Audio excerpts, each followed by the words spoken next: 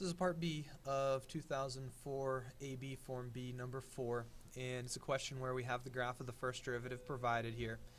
And in part B, it wants us to find the absolute minimum value as well as the absolute maximum value of the function f on the closed interval from -1 to 5. I will say that we will be able to answer one of these two pieces based on what we currently know, but not both. We're going to have to do a little bit more work later on in the year to figure out how to answer the other. And we'll try to talk about why as we look at the solution to the one that we can answer in part B here. So if we think about this, absolute maximum, absolute minimum, those types of values, or the candidates for those, have to happen at one of three places. The candidates for absolute maxes and absolute mins are going to be endpoints of closed intervals. This is definitely a closed interval. We're including the endpoint of -1. We're including the endpoint of -5 since we're allowed to be equal to with both pieces of this inequality. So we have a few candidates right away just by seeing the interval that we're dealing with. So -1 and 5 could be candidates for the absolute max and the absolute min, as well as critical numbers. So critical numbers would be places where your derivative is undefined. Well, this is a graph of our derivative, and this graph is always defined in between -1 and 5. So we don't have any places where the derivative is undefined. We do have two places where the derivative is 0. The derivative is 0 at the x value of 1. Right, the y value on this graph, which really corresponds to the value of f prime at this x value, is 0 at 1, and it's 0 again at 4. So the two stationary points for this function, which we can take right off of the graph of f prime, the two places where f prime is equal to 0 are 1 and 4. So we have four places where the absolute max and the absolute min could potentially occur. One way to figure out where we have our absolute max and where we have our absolute min would be to compute f of -1, f of 5, f of 1, f of 4. The biggest answer would be our absolute max, the smallest answer would be our absolute min. We'll be able to do that a little bit later on in the year. We don't really have that capability just yet though. What we can do right now though is this.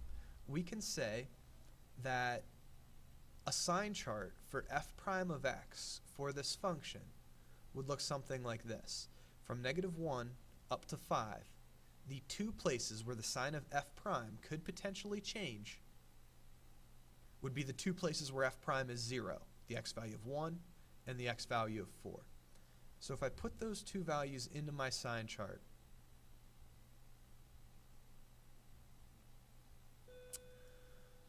what we can go ahead and say is that the sign of f prime is negative between -1 and 1. Right? The graph is below the x-axis between the x value of -1 and the x value of 1. Therefore, f prime is negative on that interval. In between 1 and 4, the sign of f prime is still negative. The graph is still below the x-axis. And then on the other side of 4, the graph is now positive.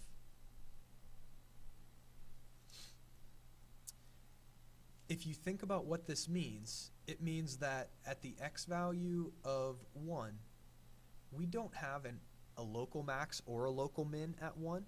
We're decreasing on both sides. The function f is decreasing on both sides of 1. So there's no way that 1 could be either the absolute max or the absolute min. To be an absolute max, you have to either be an endpoint or a local max.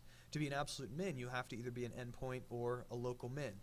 Now at 4, we do have a local min, because our function goes from decreasing, negative first derivative, to increasing on the other side of 4, positive first derivative. And so 4, we can say right now, is a local minimum. So we know that 4 is the location of a local minimum, but is it the location of the absolute minimum? Well, think about what this sign chart tells us about the graph of f of x. If we're trying to sketch a graph of f of x, based on what we've put into the sign chart from the graph of the first derivative, we can go ahead and we can try to sketch a graph of f of x. So what I'm going to do is I'm just going to get myself a blank coordinate plane here. I want to try to figure out what f of x is going to look like on the interval from -1 up to 5. Right? That's the piece of the graph that we're concerned with. Now, there is one thing that we know about f of x based on the problem statement, and I tried to circle that, and I definitely covered everything up, so let's get rid of that, and maybe I'll try that one more time, or not even try to circle it at all. They told us that f of 2 is 6, meaning on the graph of f, when x is 2, the y value has to be 6. So there is one point that we know has to be on the graph of f of x, and that's the value of 2 for x, 6 for y. So I'm just kind of placing that. You know, I could go ahead and put 6 tick marks here on the y-axis. I'm not really going to get that detailed. What I know about my graph from -1 to 1 is that my graph has to have negative slopes for the tangent line. My graph has to be decreasing. On the other side of 1, I have to be decreasing as well. So I would start my graph way up here, and I have to have a graph that's decreasing until we get to -1. It has to level off, until we get to +1. It has to level off at +1 because we have a value of 0 for f prime of x at the x value of 1. So we level off, and then we have to decrease again on the other side of 1. And we have to keep on decreasing until we get to the x value of 4. So decrease, decrease, decrease, decrease. So my graph's not really drawn to scale here, but here would be the x value of 4. So I'm decreasing, I level off at 1, I'm decreasing again on the other side of 1, decrease, decrease until I get to 4. And then on the other side of 4, I have to increase until my graph ends at 5. So based on this rough sketch of the graph of f of x, what we can definitely conclude is that our absolute minimum has to be at 4, because our graph begins at -1, it decreases until 1, levels off at 1, it decreases more on the other side of 1, levels off at 4, and on the other side of 4 we're back to increasing. So our absolute min has to be at 4, based on what I just argued. That's the piece of this that we can get in place entirely right now. The piece of this that's going to be a little bit trickier is the absolute max. Now, based on the graph that we sketched, it's pretty clear that our absolute max happens at the x value of -1. And here's why we can't provide a 100% foolproof argument as to why the absolute max is at -1. Our graph shows the absolute max at 1.